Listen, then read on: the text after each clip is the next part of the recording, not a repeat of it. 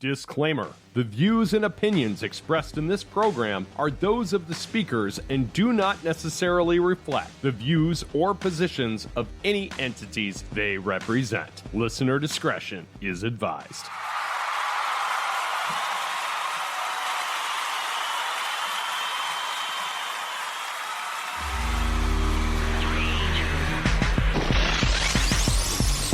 I remember back in the day how much joy it brought me when I was the first one of my friends to discover a brand new band or a brand new movie. In my adult life, it has been very hard to recapture that same energy. Until recently, Hell House LLC came out in 2015, and it is a documentary, found footage style horror movie. It has since spawned 3 sequels and amassed an underground following like none other. In today's episode, I welcome Stephen Cognetti, the writer, director of Hell House LLC, and all 3 sequels to the show, and I'm excited to dive into his creative process and what goes down at the Abaddon Hotel and the Carmichael Manor. Ladies and gentlemen, this is Caught on the Mic.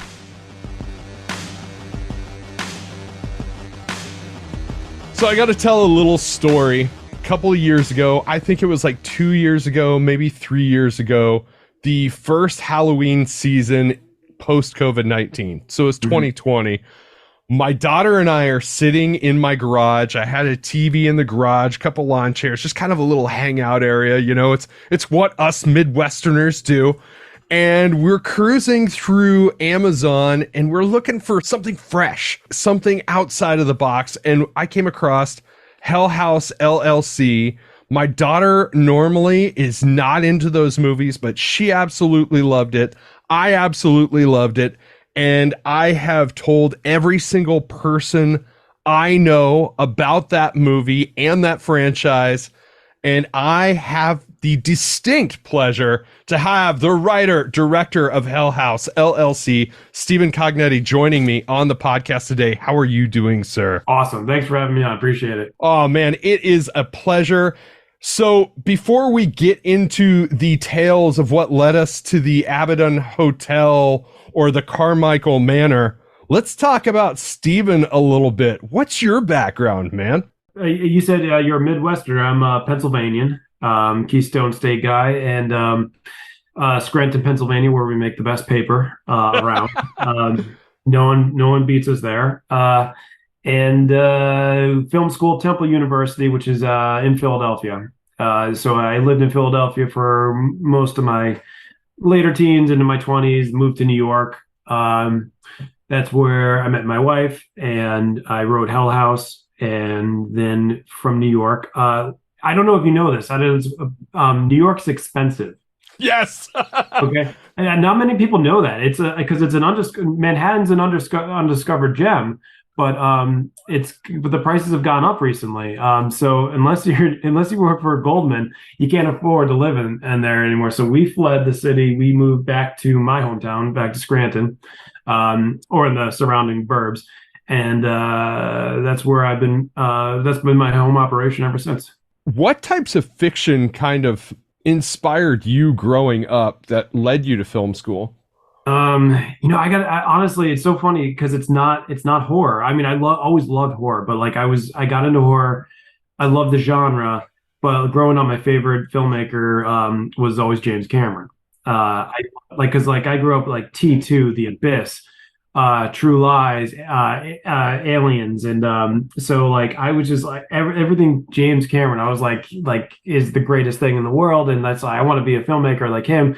But it was after when I went to film school and when I got out of film school, I realized like, oh, you mean like it's really hard to get $100 million project to make a movie like Titanic. Well, how else can I start making films? And that's why like horror just came to me soon, like right after that, because I loved the genre so much. I love reading horror. Like Stephen King's my favorite novelist. Like I grew up reading Stephen King, just never saw myself making horror. But then it just clicked. I'm like, well, why not? Why am I not like seeing that as like, why am I? And so I decided to jump into horror, wrote Hell House as my first script. And then it went from there. And it was just kind of like, oh, I think it's fun writing scares. It's fun writing scary stories. And so I got into horror filmmaking later. But as a kid growing up, it was everything like James Cameron I thought was the coolest, the best filmmaking there is out there. And you ever like you go back to like the stories, like how The Abyss was made. That's insane. It's insane. And like that's in filmmaking that like on another level that like I can't believe like they were even allowed to do. Like actually submerged in tanks.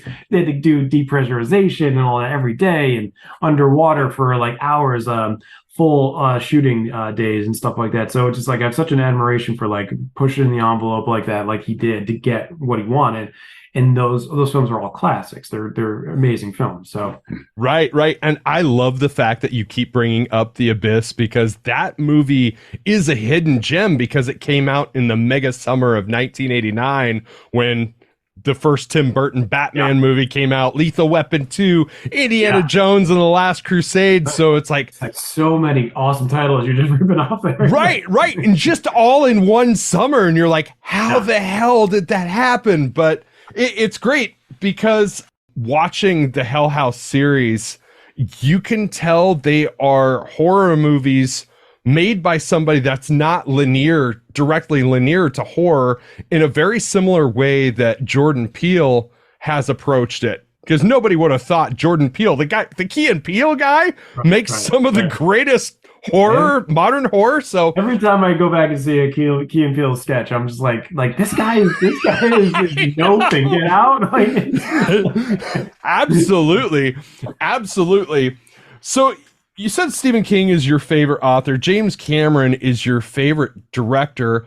What would be kind of a surprise to fans of your movies as far as a favorite character and a favorite work of fiction specifically? Actually, what I take a lot of inspiration from, especially when writing Hell House and making the sequels, was I loved the series Lost. Mm-hmm. And I loved what they did there. I think that it was Cuse and Lindelof that they made like a mystery that you wanted to dive into. You wanted to find so much more. It's like after you watched an episode of Lost, you would be Googling like names of characters to see if there's any significant meaning there and mythology behind everything they just put on the screen, dialogue and visually. And so like I love that. And on a very smaller scale, I try to put have a little bit of that in Hell House, and just like have like things that you can things that may not make sense when you first see them, but then when you see the next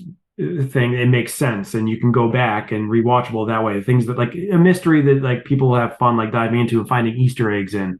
So I took a lot of inspiration from Lost, and I think that's like it was such a fun series for that reason. It's like you'll study the screen and just look for any clue, any Easter egg, and so I had a lot of fun trying to replicate that, making Easter eggs in this story, both visually and in the dialogue as well.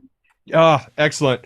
So one of my past podcast guests, are you familiar with the director Taylor Morden? He did the last blockbuster, but he just did a Lost documentary. Oh, yeah? Yeah. So if you get an opportunity, check it out. I'll send you a link to his profile. Please do that. That's like, I'm all in on right now on that. Yes, I think it's called Getting Lost, but okay. But yeah, he brought back a lot of the original actors from the show and kind of talked to them about it. As a fan of Lost, I think you might appreciate that for sure. What I will say about the ending is that I love the last season. I love the finale. I think the finale was amazing, and it's like I cried, and I've never cried during a finale of anything. But it totally made the whole season irrelevant. So it's not like, so Lost is a very rewatchable show. The last season is not. Right. Because it's this, you basically say like nothing that we're seeing on screen is actually like really matters, because it's like it was all like, in another universe or world but the finale, they played it so well. They tugged at the heartstrings. The score was amazing. They got everyone's favorite characters together just to hug it out at the end. And that's what you just like, I love it. I don't want to, enough of the, your screen goes to black. Okay, like what am I going to do with that? Like I want to see them hug it out even in the afterlife. Right. That's a great segue, because talking about your series, the Hell House series, the first 3 movies you have described in other interviews as one continuous movie with 3 chapters. Yeah. And the Carmichael Manor is kind of a continuation, but an explanation. I really like the unique concept of that because it gives you a little bit of backstory without spoiling anything. How was it closing the Abaddon chapter? That's what I always wanted to do was to close that out and be done with it. First, to say like it really I burned it down because in my own mind I was like I'm not coming back to this, and so it's burned down. There's nothing more to do at the hotel. Um, I was hoping I'd written another script that I didn't made in 2021, hasn't come out yet. It's 825 Forest Road. So I was just hoping to branch out from there. And so while waiting for 825 to come out, I kind of got a little bored.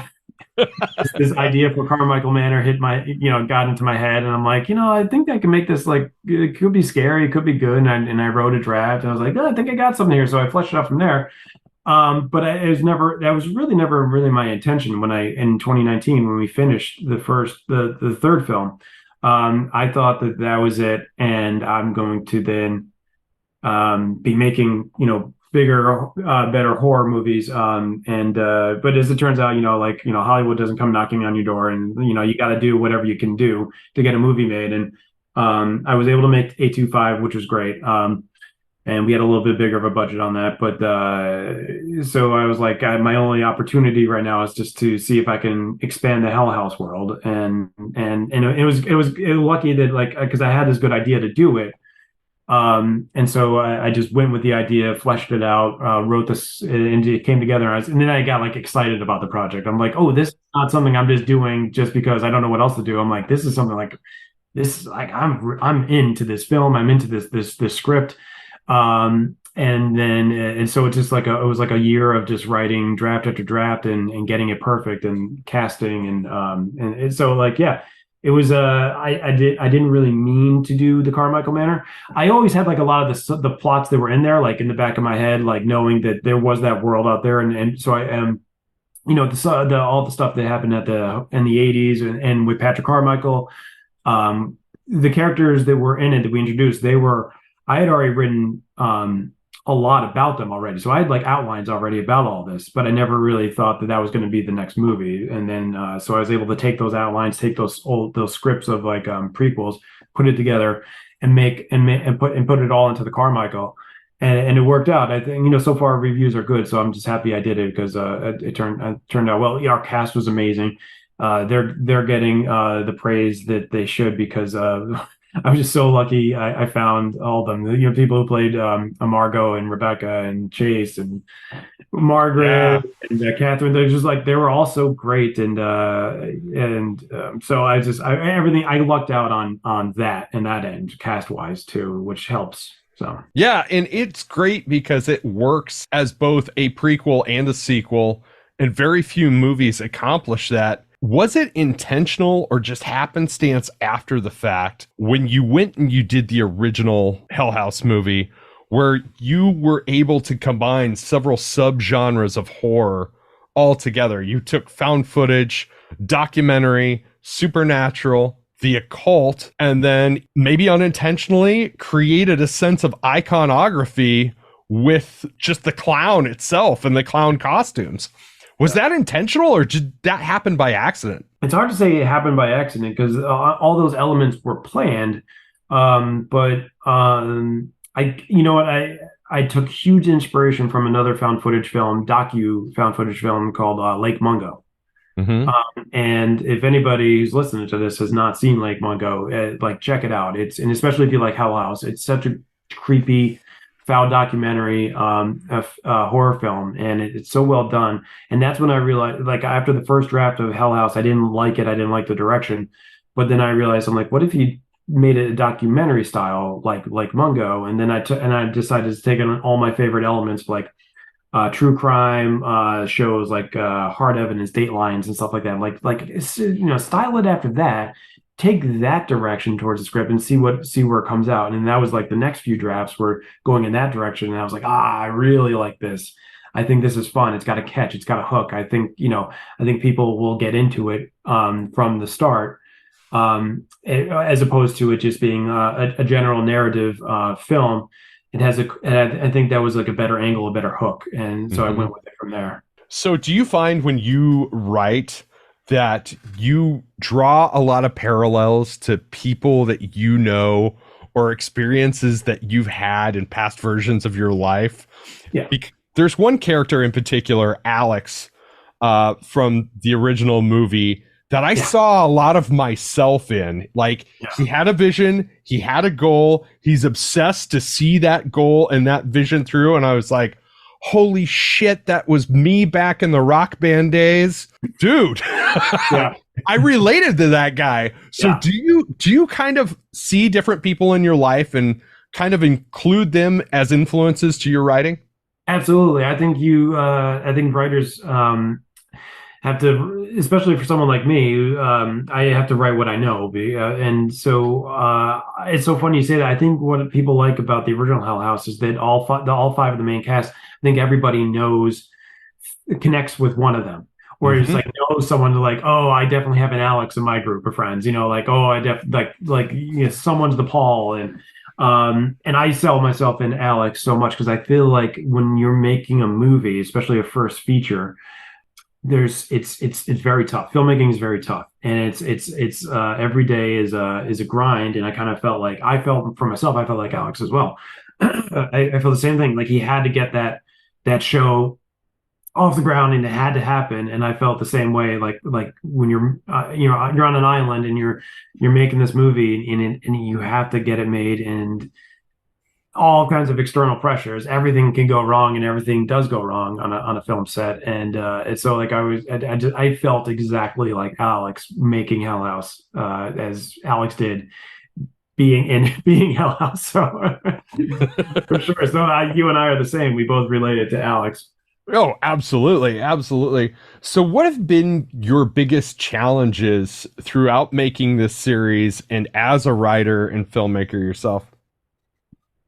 The biggest challenges have been with the original, it was just the normal I would say like issues you have on just any kind of making your first feature. You're gonna like and things were gonna go wrong, and they did go wrong, and we learned a lot. We had a lot of sound issues. We had a lot of things like where I could have done that so much easier now, knowing everything, having four of these films under my belt now. Like I'm like, oh, I made so many rookie mistakes on the first one. But the thing is that I made two and three were very tough, and the challenges in two and three were creating new scares in the same exact place. That was the biggest challenge coming to write. Like I knew I wanted to finish the story and kind of like and grow it into two more films, and finish it out after the third one. But like it's like the story's there, but people are going to watch Hell House for the scares, and writing the scares in the same environment, the same rooms. And I remember being like in writing three and being like, how many more scares can we have in 2C? I mean, like there's only so much that can happen in one room in a hotel. Right, right. So, but I do like what we came up with, and I did like the scare with getting Ryan Jennifer Sarah back in three and having her in 2C. I thought that was a pretty cool callback scene. It was actually pretty spooky too. But that was the challenges. It was just coming up with like new scares in the same environment, and I think that's why Hell House 4 is taking off a little bit and getting some positive buzz from fans, is because it was such a breath of fresh air to write scares in a new environment, in a whole new area. And it's just, and that's what I loved about doing this film, was that like I'm free of the chains of the first three. I just can write an original story in an original place, make original characters in the world, still in the world of Hell House, but it's own film. And so that was just like the creativity of it just flowing. Like the scares came so easy. And I kind of felt like, it feels good to be outside the Abaddon, because it's just, I feel like it creatively was just like an explosion. And like, I feel that was constraining me on two and three, was being locked into this location, but I still wanted to finish the story. So I think it was just the writing of the scares are the biggest challenges in filmmaking for the latter two. and that obviously cleared up for four. I think the scares in four were better because of it, because we were outside the Abaddon. Yeah. Didn't you bring somebody in for the first movie that had experience with haunt attractions to Yeah. kind of advise and assist with that? Explain that a little bit, because I thought that was a really good take. Because as somebody that's had experience with haunt attractions myself, I was like, man, this is painfully accurate. What's your experience? Were you like, were you an actor in one? One of my really good friends owned a haunt attraction in Omaha, Nebraska, and I just remember him being a part of the build year after year after year after year, and trying to keep it fresh on top of that. That's the toughest thing. What I've been thinking about haunts have to do is they always got to keep it fresh. You always got to change things up. So it's a tough business. Because of that, like every year you have to, get bigger and do something to keep the audiences coming in. But no, I didn't bring someone in. I actually just went to someone. We made the movie at her haunted house. Her name's Angie Moyer. She's just been such a close friend ever since. And so she owns the Abaddon Hotel, what is called the Waldorf Estate of Fear. Right. And so we shot there, and she was just instrumental in making that part of the film so much better and authentic because of her own experience. I didn't know what goes into making a haunt. So the script is very vague on a lot of the different haunts. It's like, in this room there are lights, and there's someone coming in the car and scaring you, and in the next room someone else comes. And so like I needed her to kind of like help me flesh out, like, how is this tour going to look? Where are we moving? What are these lights? What are these costumes and gags? And she was like, we'll do this, we'll do that. And so that made that part of it a lot easier. I had researched haunted attractions in the lead up to this, to making the movie. And I found out that the haunt world is just such a big, community, industry. And they have their own conventions, and where the people are selling and buying, and it's just like such a giant industry, and it's so cool, and I love it because I love going to haunts myself now. It's just because it's such a fun thing to do in October. It's just like, it is October, like that's what you do. But yeah, finding Angie, going to her haunt was just so lucky for us, because she was such a resource to the film, and also the location that she owned fit the script so well, because it looked abandoned on the outside, and it was still functional on the inside. And so I had so many problems. Like when I wrote the script, I was like, where am I going to film this? And I actually looked into abandoned places. And I was like, but this doesn't make any sense. It's a liability, A. It doesn't actually have electricity, B. So how are we actually going to film here? So then that's why I had the epiphany. I'm like, why don't we just look for actual functioning haunted houses and go from there? And that's how we came upon Angie. Oh, that's fantastic. And what's great about it, and I would say actually on both sides of the pendulum, with the first movie and the fourth movie, is the locations are characters in it of themselves. Like that basement in the first movie, it's like, man, I've been in basements like that. And I know, yeah. I've assumed that the walls were going to open up and some demonic figure was going to take me. But I've also been in homes like the Carmichael Manor, which are very rich, very lavish. But at the same time, the thing about it is it looked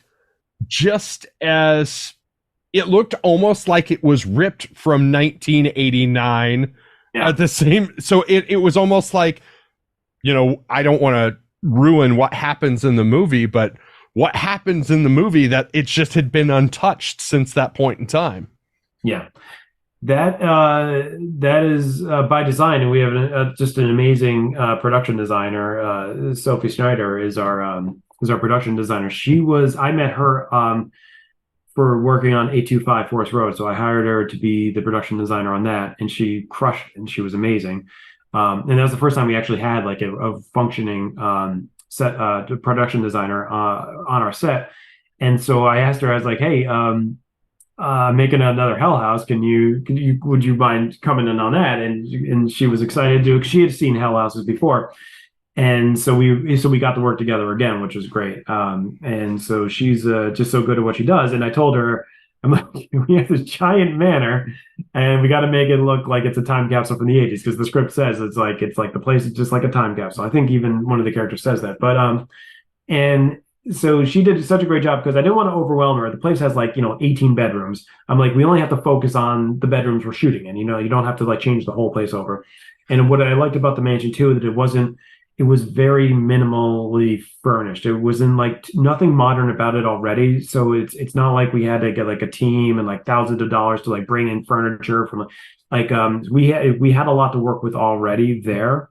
And then Sophie could just go start with what's there and then build out from there. And she did a great job doing that. But like I told her, just to focus on where we're shooting, because the manor's so big that most of the cast and crew were actually able to stay there the whole time while we're shooting. Oh, And that's awesome. yeah, and that was good because you never want to, be sleeping where you're shooting. So they had so much room that like nobody was staying in a room where we were shooting. It had that much space in it. So where people were sleeping was completely separate from the parts where we were filming. Which is the biggest reason why you never see the kitchen in the movie. I was gonna say something about that. Yeah.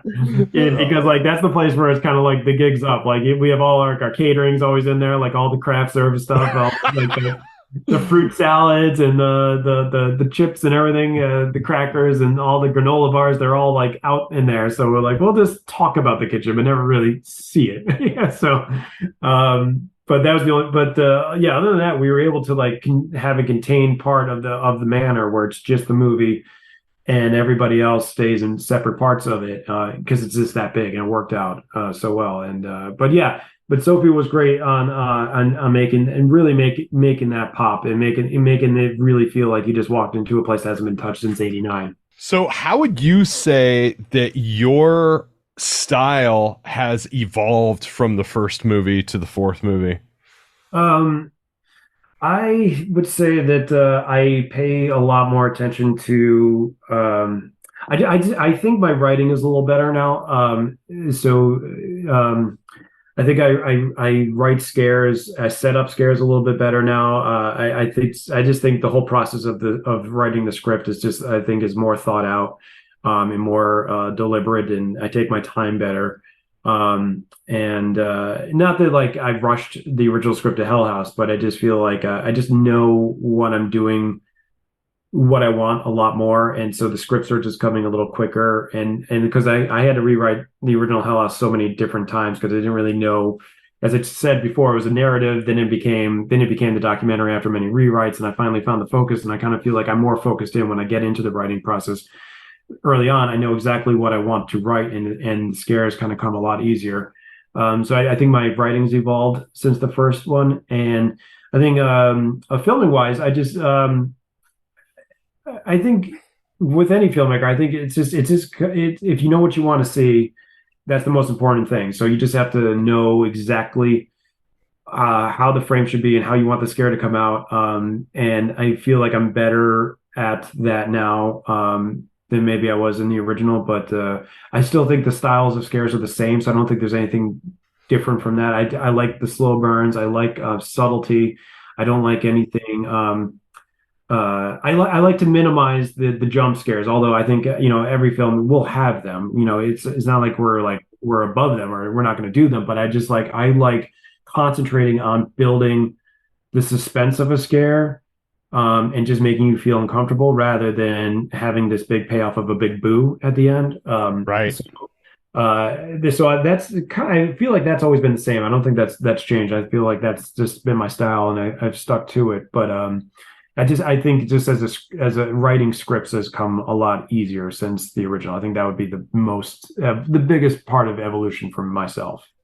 So in the movie, the newest one, the Carmichael Manor, did you intentionally lay the groundwork for potential future installments of the film?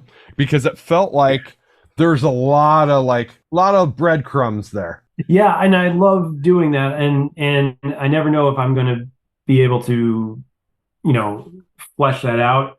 And if I don't, I like leaving things like a mystery that someone who's watching can kind of fill in themselves. I think this was what happened, blah blah blah, Mm-hmm. and then maybe I won't actually fill it in myself. But I did have ideas about where it would go from there,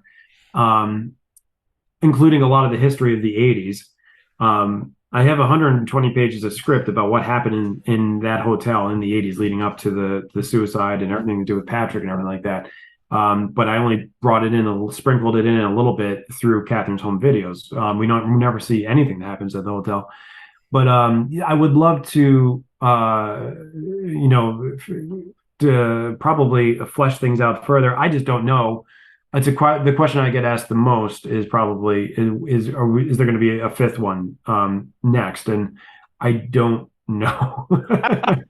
I would not ruling it out. I'm just saying I just don't know. And I have other scripts I really want to make, and then but so whatever comes next, it might be a Hell House, it might be something else. But as of right now, I have no idea.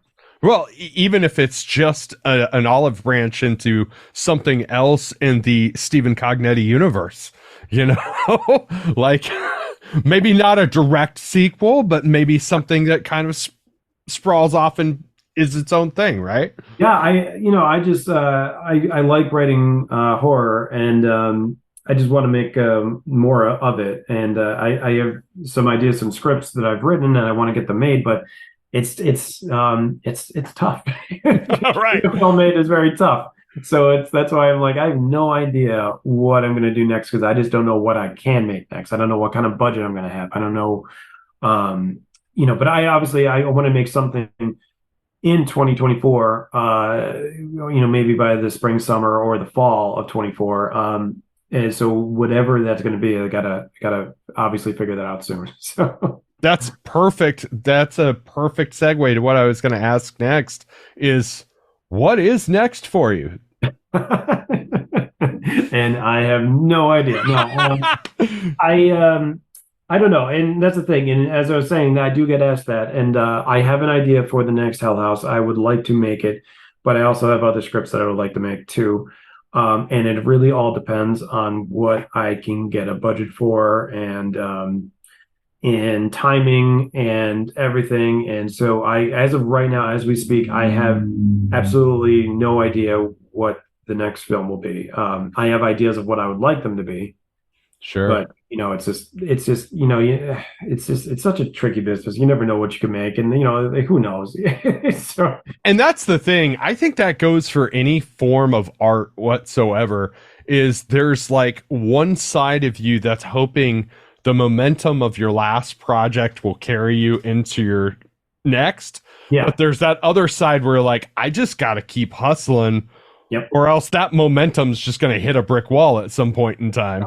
That's exactly the way I feel. I just got it like, as I said, like, Hollywood's not knocking on my door. So it's like, I will be making, finding a budget any way I can, but I got to do it. And I want to make something next. And just, yeah, you're right. It's the grind, it's the hustle. That will never change. So I that's the fun part. That's the fun part about pre-production I guess this the development stage is, you write a script and you're like, now how the hell am I going to make it? So, right. Yeah. And then, so it's like, I know I could probably raise enough to make this script. I probably can't raise enough to make this script. So then it's going to have to be the other script. So, decisions get made that way. But so we'll see. I don't know. I wish I had a better idea. I have several scripts I want to make. I think they're awesome. I think they're scary. I think they'll be fun. They're my style. So if anybody likes Hell House, they'll enjoy them. It's just, I just don't know if I'll be able to get them made is the problem. So as a writer director, what is your dream project barring money not being an issue? I have a couple of scripts that are close to my heart that I would like to get made that I think would go over well. I don't want to say specifically just because they never see the light of day, or if they do, then it would be a pleasant surprise though. But the same thing. They're scary. They're I think they have fun characters, good story, mystery to it. Yeah. But also, but again, I think also what I have planned for what would be a next Hell House, I think is a really fun story, really creepy. And I've promised myself this, if I make another Hell House, it is not going to be found footage. I just I'm done with found footage. I don't want to do it. And it's not because I any knock on the medium. It's just I love found footage movies.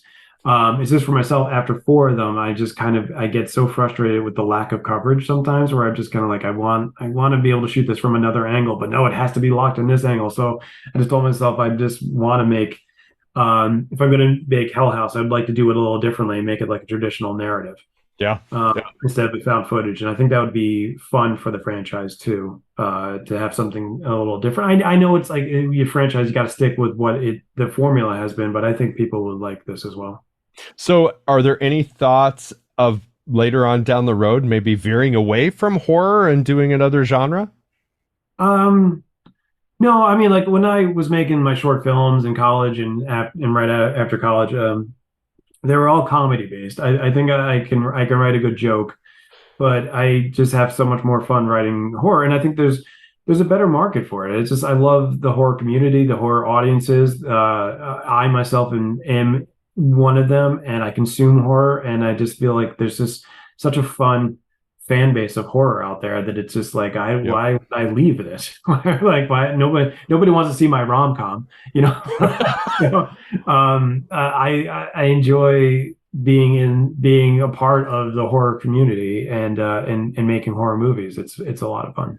What's crazy about the horror community that not a lot of people understand is now, granted, there's a small segment of it, but unlike Star Wars fans, comic book movie fans, pro wrestling fans, there's not as much gatekeeping as one would imagine there would be in horror. Horror fans, by and large, and horror creators are pretty open-minded to about anything and everything, and that's one of the things that I love about the genre. That's what I mean. Like, and so it's like you can have fun debates, and I think generally everybody's very kind and fun, and all the outpouring I've gotten from the Hell House franchise has been so nice from horror writers and just fans alike. I have so much fun meeting people, and people that we're all the fans of the same horror films. We all love the classics, The Exorcist and Halloween's, and it's a community unlike any other, I think, in terms of genres of film. And I think it's just like we all just love consuming horror, talking horror, and yeah, it's and that's what I like about it. It's a very nice community. It's not mean. I mean, obviously, there's trolls everywhere though, but Right. generally speaking, it's just like yeah, everyone just love if anything. They'll watch anything from the big, $20 million studio horror film to Hell House, that's on a tiny budget, and they'll give it the same respect of viewing it, and that's what I love about horror is that you could do that, and I don't think you could do that in any other genre.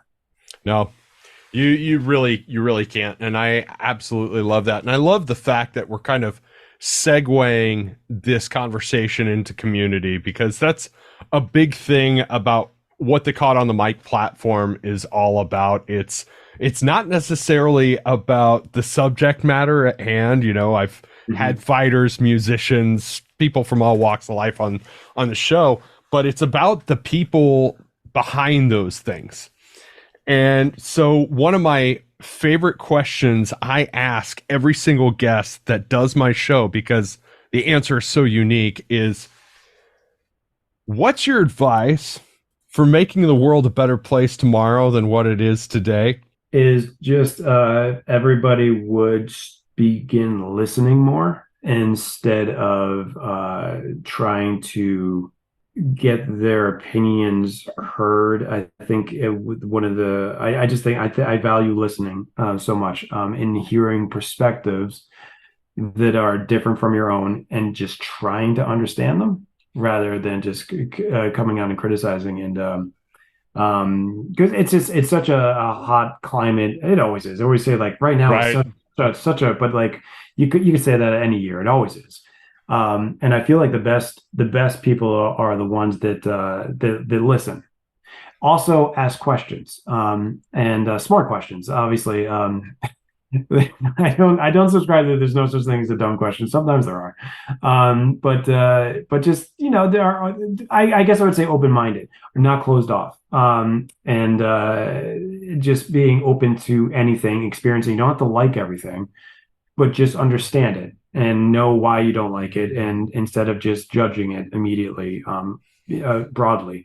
So yeah, I know that's a long random answer that never really tied to anything, but I would say just being open-minded and listening. Just I think if everyone did that, I think everyone just find more common ground, and the trolling would stop, and no, the trolling would never stop, obviously. It would just be maybe just a little bit more contained, and it's just it's unfortunate, but that will always be a part of life. But it's just we can try to contain it a little bit more if we all just try to listen. Right, absolutely. And it's funny because the show Ted Lasso brought this quote to light, but it's the Walt Whitman quote: "Be curious, not judgmental." Oh yeah. That's right. And that sums up exactly what you just said so well. Man, I really appreciate you taking the time and, having this conversation with me. I am a fan of your films. I'm a fan of you, sir. I'm hoping we can stay in touch and maybe talk more in the future. 100%. I had so much fun. Thank you so much. So yeah, I'm on board to talk anytime. That's awesome. All right. Stephen Cognetti, thank you for doing the show. The world's a much better place with you in it. Awesome. Thank you so much. Once again, I'd like to thank Stephen Cognetti for doing the show today. You can find Hell House LLC and all 3 of its sequels on Shudder. You can also do a search of the movies on Amazon Prime Video. It'll point you in the right direction. My recommendation is to check it out as soon as possible and then get back to me. Let me know what you thought of it. Make sure you're giving Caught on the Mic a follow on all social media platforms. And go check out an episode that you might have missed out on the first time around. Give me some feedback on that. You can visit me, www.caughtonthemic.com. Email me at caughtonthemic@gmail.com. I would really enjoy interacting with you.